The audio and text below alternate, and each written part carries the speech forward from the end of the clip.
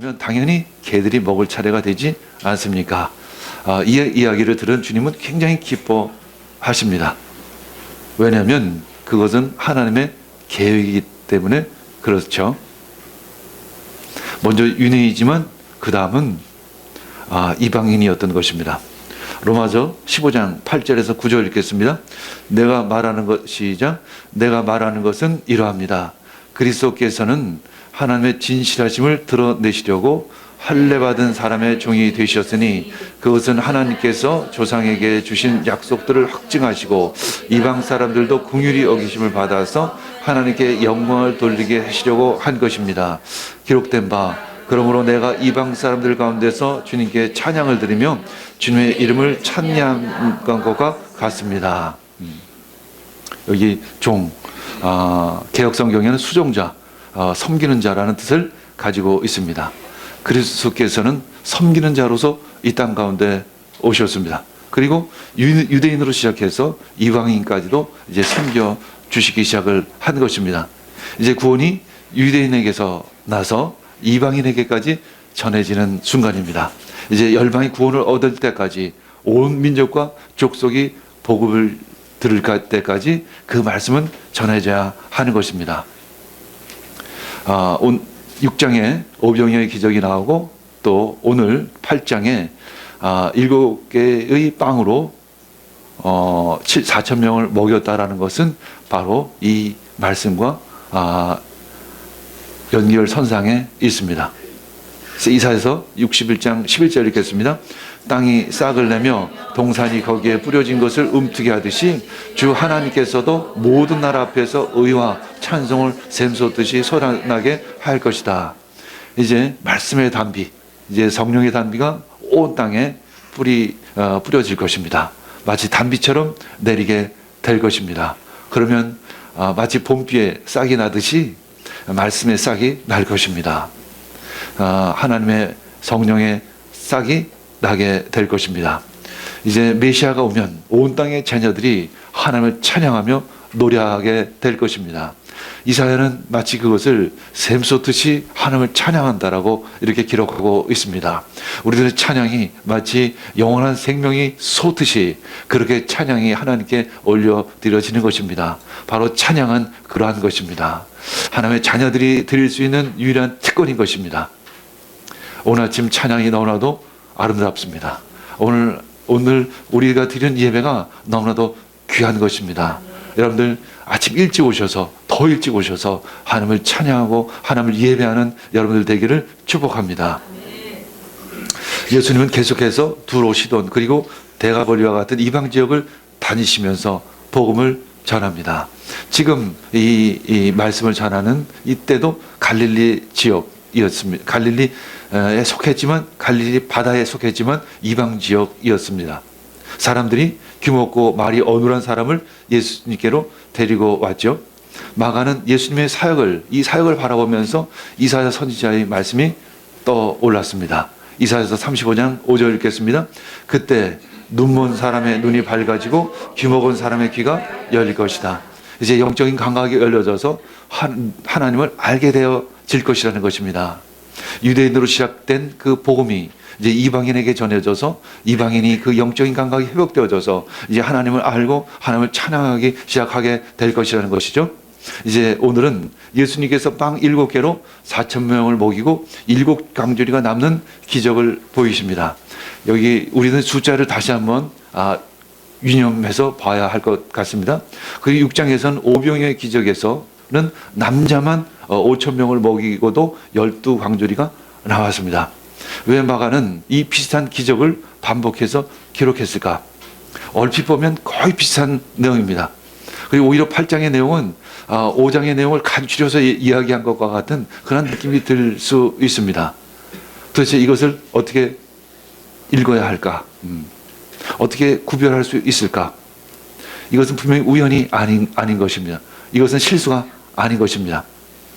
이번 기적은 이방인이 많이 사는 데가볼리에서 전해진 것입니다.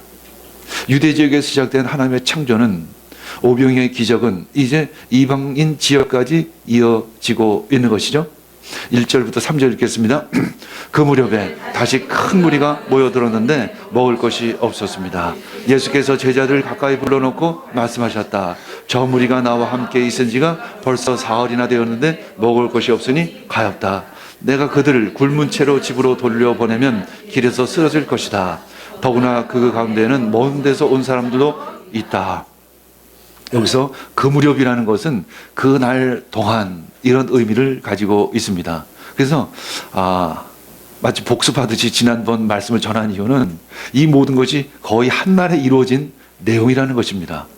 연장선상에 있는 내용이라는 것이죠. 앞에 귀먹고 어눌한 사람을 치유한 사건이 바로 직전에 있었던 이야기라는 것이죠. 예수님이 이제 제자를 부르십니다. 그리고 말씀하십니다. 예수님은 항상 그 가난하고 굶주린 자들에 대한 안타까운 마음을 가지고 계셨습니다.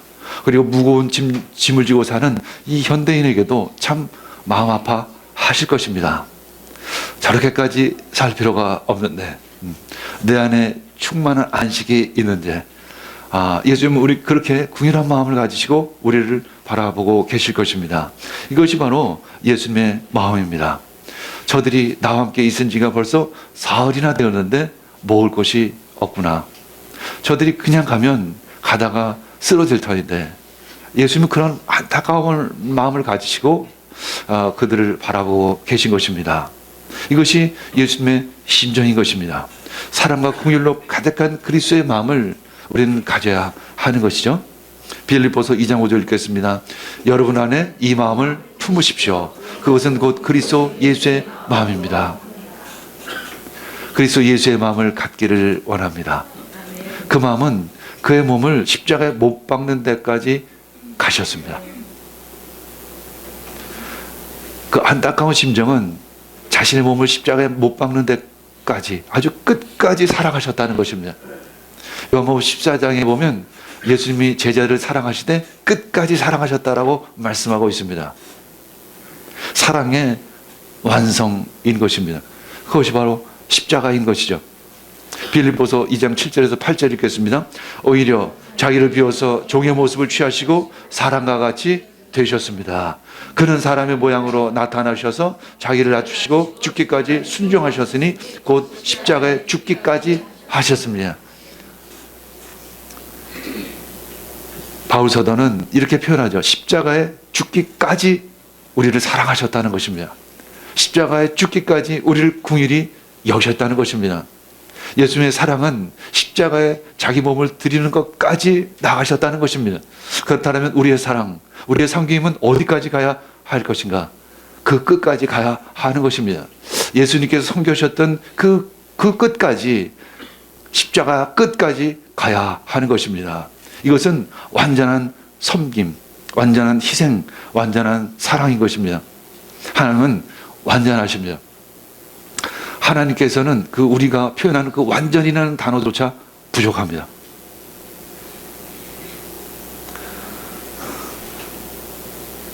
완전인 것입니다. 부족함이 전혀 없어야 합니다. 여러분, 하나님 앞에 나아갈 때 완전한 모습으로 나아가시길 원합니다. 그렇다라고 여러분들이 죄인이 아니라는 뜻이 아닙니다. 여러분들이 부족하지 않다는 뜻이 아닙니다. 온전히 하나님을 섬기는 마음으로 가야 한다는 것입니다. 부족하지만 내 마음은 하나님을 향하고 있다는 것입니다. 내가 한계가 많지만, 내가 참 많은 죄를 짓고 있음에도 불구하고 내 사모하는 마음만은 온전하다라는 것입니다. 그렇게 예배드리길 원합니다. 그렇게 찬양하기를 원합니다. 저는 매일 어떻게 찬양해야 할까? 우리 모두가 어떻게 예배를 드려야 할까? 우리가 어떻게 하면 온전한 모습으로, 흠없는 모습으로 예배 드릴 수 있을까? 그 기도를 합니다. 그래서 새해를 맞이해서 한층 더 하나님께 나아갈 수 있는 그런 예배팀, 그런 찬양팀 어떻게 만들 수 있을까? 그런 고민과 그런 기도를 하는 것입니다. 왜냐하면 구약의 제사에서도 흠없는 짐승은 만을 하나님께 드리라고 하셨던 것입니다. 흠이 없다는 것은 완전함을 의미합니다. 우리 주일 예배 가운데 오실 때 완전함으로 나아가시기를 원합니다. 저는 하나님에 대한 자존심이 있습니다. 예배에 대한 자존심이 있습니다. 우리 교회에 대한, 우리 공동체에 대한 자존심이 있습니다. 저는 그 자존심으로 똘똘 뭉쳤습니다. 그러나 많은 이들을 보면 자존심이 없습니다. 크리스찬으로서 자존심을 잃어버린 지가 오래된 것처럼 느껴집니다. 그러나 그 자존심을 되찾아야 하는 것입니다. 하나님에 대한 자부심, 그리스도인이라는 자부심을 가지고 나가야 하는 것입니다. 부족하지만 우리는 그런 자존심을 가지고 이 신앙생활을 해야 하는 것입니다. 그때 우리 세상을 변화시킬 수 있는 것입니다. 나약한 크리스찬이 아니라 담대한, 힘 있는, 능력 있는 크리스찬이 되어야 하는 것이죠. 우리는 온전한 예배자인 것입니다. 우리는 짜투리를 드리는 것이 아닙니다. 온전한 것으로 하나님께 드려야 하는 것입니다. 우리의 진정한 마음을 그 하나님께 올려드리는 것이죠. 우리 안에서, 나에게서 가장 귀한 것을 드리기를 원합니다. 그 죄 많은 여인이 향유 옥합을 드리는 것입니다. 죄 많은 여인이었습니다. 죄 많은 여인입니다. 그러나 그녀에게 가장 귀한 것을 드릴 때 하나님은 그 마음을 받으시는 것입니다. 그 그리스도를 향한 완전한 사랑이 향기가 되어서 그 온 방안을 가득 채우는 것입니다. 그것이 바로 예배인 것입니다.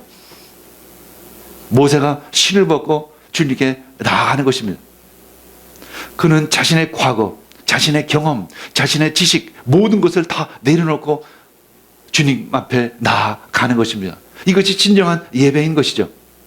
그의 온전한 전 존재가 주님 앞에 드려지는 것입니다.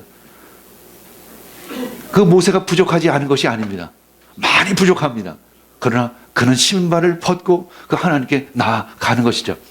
아브라함이 그 아들 이삭을 봤을 때 그는 자신의 비전과 삶의 목적을 몽땅 완전히 들고 하나님께 나아가는 것입니다. 이것이 완전한 예배인 것입니다.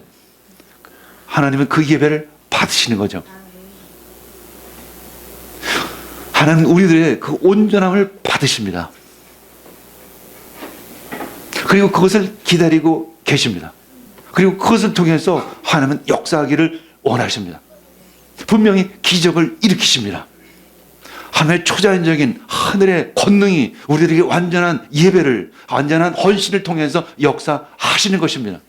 그래서 예수님은, 하나님은 그 한 예배자를 찾으시는 것입니다. 그 한 사람의, 하나님의 사람을 찾으시는 것이죠. 예수님은 그 자신의 몸을 십자가에 드릴 때 그분의 순종의 제사는 온 인류를 구원하는 것입니다. 예수 그리스도 그 한 분의 십자가로 말미암아 온 인류가 구원받는 것입니다. 4절 읽겠습니다. 제자들이 예수께 말했다. 이 빈들에서 어느 누가 무슨 수로 이 모든 사람이 먹을 빵을 장만할 수 있겠습니까? 우리들의 대답은 항상 불신앙입니다. 제자들은 이렇게 생각합니다. 좀 더 현실적으로 생각할 수 없을까? 그럼 현실적으로 살아왔던 우리 인생은 어떠했었습니까? 쉽게 얘기해서 구멍 메우는 삶이죠. 무너져 내리는 뚝을 손으로 막으려는 그런 삶입니다. 여기 뚫어지면 여기 맞고, 여기 뚫어지면 여기 맞고, 그런 삶이 우리들의 인생이었던 것입니다. 그러나 하나님 안에서는 진정한 하나님의 능력으로, 하나님의 말씀으로 살아가는 그런 삶이 되어질 줄 믿습니다. 제자들 늘 그렇게 생각합니다. 지난번 오병이의 기적은 그저 한번 어떻게 된 것 아닐까? 그런 기적이 늘상 있는 것은 아니지. 이런 생각을 하는 것입니다. 때로는 그런 기적조차 잊어버립니다. 망각해버립니다. 이 현실 상황만을 생각합니다. 또 어떤 이는 기적은 기적이고 현실은 현실이지. 말씀은 말씀이고 현실은 현실이지. 이렇게 생각을 합니다. 믿음과 삶을 연결시키지를 않습니다. 하나님은 그저 교회 안에서야 하나님으로만 여기는 것이죠. 하나님은 온 세상을 다스리시는 하나님이십니다. 그래서 우리는 이 가운데 온 것입니다. 제자들은 지난번엔 돈이 없다고 핑계를 댔습니다. 근데 이번엔 장소 문제를 가지고 어렵다고 하는 것이죠. 왜냐하면 인가와 마을로부터 많이 떨어진 광야였기 때문에 그런 것입니다. 맞는 이야기이긴 합니다. 우리들에게 매번 핑계거리가 참 다양합니다. 나의 핑계거리는 얼마나 퍼다 써야 바닥이 날까? 우리 자신의 바닥이 드러나는데도 불구하고 계속 바닥을 긁고 있는 것이 우리의 삶입니다. 그래도 이제 대충 40, 50년 살면 이제 바닥이 보이는구나. 그 정도는 알아야 되는데 그럼에도 불구하고 그 바닥을 계속 긁고 있습니다. 5절 읽겠습니다. 예수께서 그들에게 물으셨다. 너에게 빵이 몇 개 있느냐? 그들이 대답하였다. 7개가 있습니다. 지난번 오병이어였는데 이번에는 7개의 빵이 있었습니다. 5개의 빵이 부족함을 나타내는 숫자라고 한다면 7은 완전을 의미합니다. 7이라는 수는 하나님의 수를 의미하죠. 완전수를 의미합니다. 완성을 의미하는 것입니다. 이제 구원의 완성이 이방인으로 하여금 이루어질 것이라는 것입니다. 이제 유대인으로부터 시작된 이 복음 운동은 이방인에게 전해짐으로 완성을 이루어 갈 것이라는 것이죠. 도리어 유대인들은 그 복음을 거부했습니다. 그래서 사실 5개의 빵이었던 것입니다. 근데 이방인들은 그 복음을 받아들이는 것입니다. 그래서 7개의 빵이 되는 것이죠. 6절 읽겠습니다. 6, 7절 시작. 예수께서는 물에게 명하여 땅에 앉게 하셨사. 그리고 빵 7개를 들어서 감사 기도를 드신 뒤에 떼어서 제자들에게 주시고 사람들에게 나누어 주게 하시니 제자들이 물에게 나누어 주었다. 또 그들에게는 작은 물고기가 몇 마리 있었는데 예수께서 그것을 축복하신 뒤에 그것도 사람들에게 나누어 주게 하셨습니다.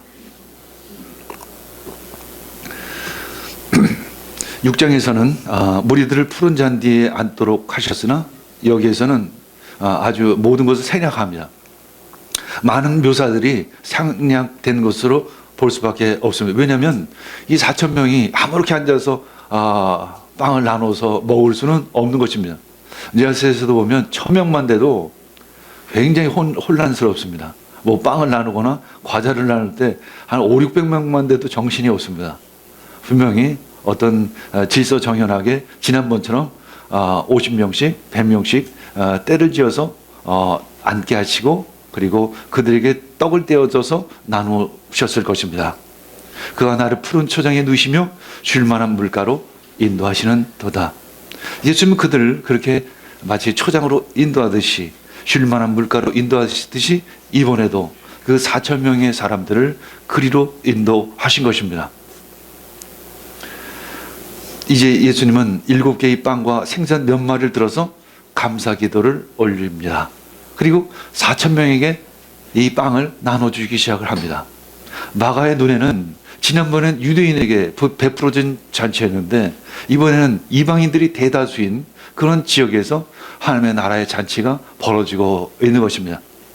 마가는 분명 그 오병이의 기적을 기록하고 나서 이번 7병 기적을 기록하고 있는 것이죠. 이제 구원의 완성을 그는 바라보고 있는 것입니다. 마가의 그 본래 직업이 무엇입니까? 선교사죠. 선교사가 그의 주된 사역입니다. 그래서 이방 사역에 대한 그런 간절한 마음이 그에겐 분명히 있었습니다. 예수님은 왜 굳이 남은 빵을 항상 찾으실까? 지난번에도 너희들이 가지고 있는 것이 무엇이 좀 있느냐? 그리고 왜 찾으셨을까? 그냥 무에서 유로 만들지 않으셨을까? 주님은 우리가 동역하기를 원하신다는 것입니다. 우리를 통해서 이 세상을 다스리기를 원하신다는 것입니다. 우리를 통해서 그 복음을 전하기를 원하신다는 것입니다. 그 유한한 빵 7개가 무한한 빵으로 창조되기 시작을 합니다.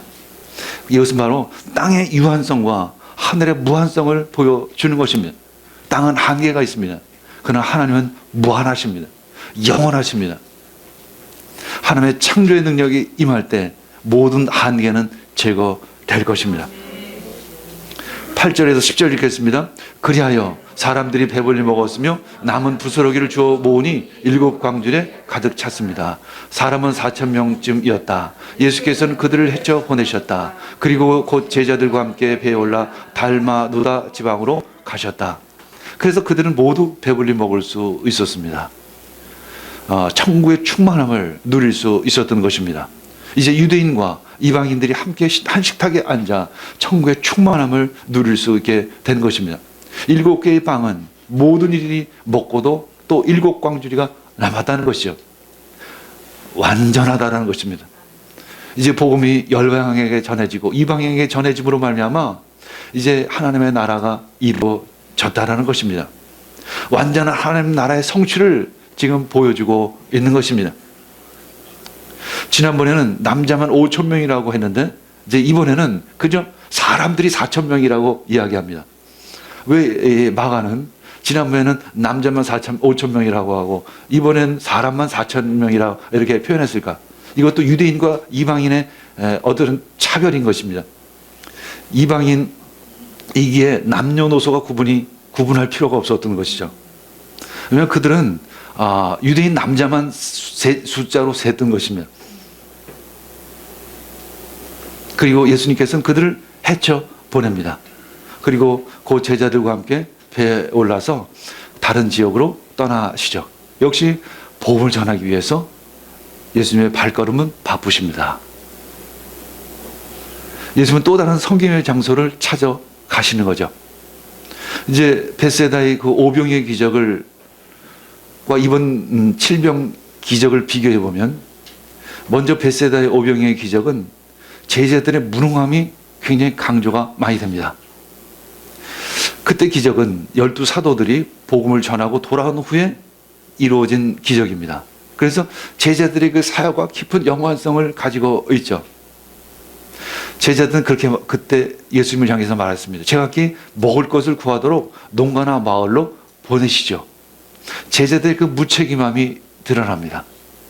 그리고 오병이어를 통해서 그 부족함이 여실히 드러나는 것이죠. 그들은 계속 말합니다. 아니, 우리가 그 큰 돈이 어디 있습니까? 우리의 형편을 모르십니까? 그들의 부족함이, 그들의 한계가 드러나는 장면입니다. 이제 예수님의 제자들은 그리스도를 뒤이어 천국의 양식을 전하게 될 것입니다. 지금은 부족하지만 때가 되면 그들은 온전한 사도로, 온전한 제자로 세워질 것입니다. 예수님은 그들을 계속 양육하고 가르치고 이끌고 계십니다. 예수님은 끊임없이 제자들을 섬기십니다. 예수님은 끊임없이 우리들을 섬기고 계시죠. 요한복음 21장 15절 읽겠습니다. 그들이 아침을 먹은 뒤에 예수께서 시몬 베드로에게 물으셨다. 요한의 아들 시몬아, 내가 이 사람들보다 나를 더 사랑하느냐? 베드로가 대답하였다. 주님, 그렇습니다. 내가 주님을 사랑하는 줄을 주님께서 아십니다. 예수께서 그들에게 말씀하셨다. 내 어린 양을 먹이라. 이제 부활하신 예수님께서는 베드로를 찾아오셔서 베드로에게 물으시죠. 요한의 아들 시몬아, 네가 이 사람들보다 나를 더 사랑하느냐?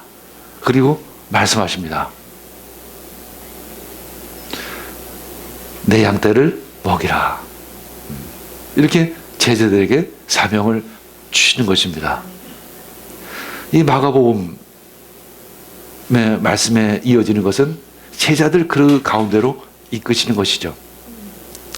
두 번째, 벳세다의 기적은 부족함이었죠. 그들이 가진 것은 고작 빵 5개와 물고기 2마리였습니다. 빵 5개라는 것은 부족함을 의미합니다. 그러나 이번에 빵 7개는 부족함보다는 완전하다는 그런 의미를 담고 있습니다. 하나님 나라 복음의 완성을 예표하고 있는 것이죠. 이제 예수님의 십자가 부활은 하나님의 구원을 성취할 것입니다.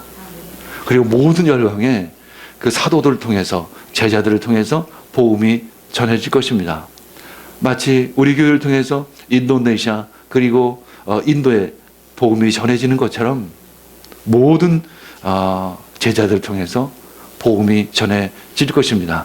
이제 오늘 7병 기적을 통해서 이제 복음의 완성을 바라보고 있는 것입니다.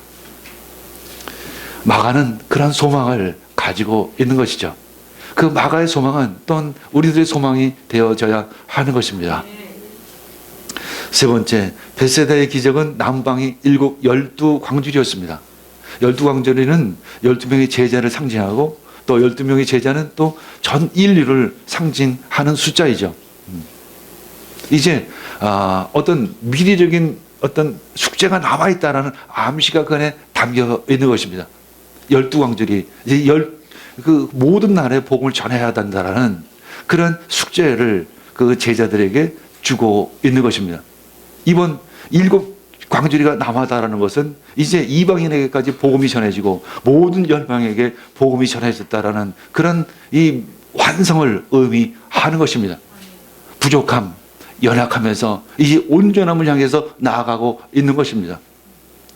유대인으로 시작한 그 복음이 온 열방으로 전해지고 있는 것입니다. 이제 우리는 그 완성을 향해서 나아가고 있는 것입니다. 우리들의 신앙 역시 그런 완성을 향해서 나아가야 하는 것입니다. 우리는 멈출 수가 없는 것입니다. 우리들 신앙은 계속 성장으로 나아가야 하는 것입니다. 우리는 천국의 티켓을 따는 것으로 만족해서는 안 되는 것이죠. 우리는 천국을 향해서 나아가야 하는 것입니다. 우리는 천국을 향해서 성장해서 나아가야 하는 것입니다. 그것이 길이요 진리요 생명인 것입니다. 예수님께서 그것 때문에 십자가에 못 박히시고 부활하시고 승천하시면서 우리에게 성령을 부어 주셨습니다. 성령으로 충만케 해 주신 것입니다. 성령에 이끌리는 삶을 살아가라는 것입니다. 천국 갈 때까지, 예수님께서 다시 오실 때까지 성령의 이끌림을 살아가는 삶을 살아가라고 예수님께서는 우리들에게 보혜사 성령을 보내주신 것입니다. 우리는 그 길을 가는 것입니다. 우리 함께 기도하겠습니다.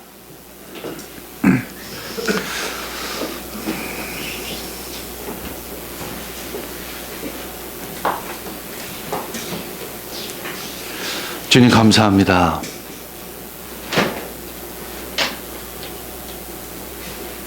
다섯 개의 떡으로 시작된 하나님의 창조의 기적이 7개의 떡으로 그 창조의 완성을 바라보고 있습니다. 주님, 우리들의 신앙 역시 그리스도의 장성한 분량으로 성장하는 데까지 나아가길 원합니다. 주님, 멈출 수가 없습니다. 주님, 우리를 이끌어 주시옵소서. 주의 영을 부어 주시옵소서. 이 모든 말씀 예수님의 이름으로 기도합니다. 아멘.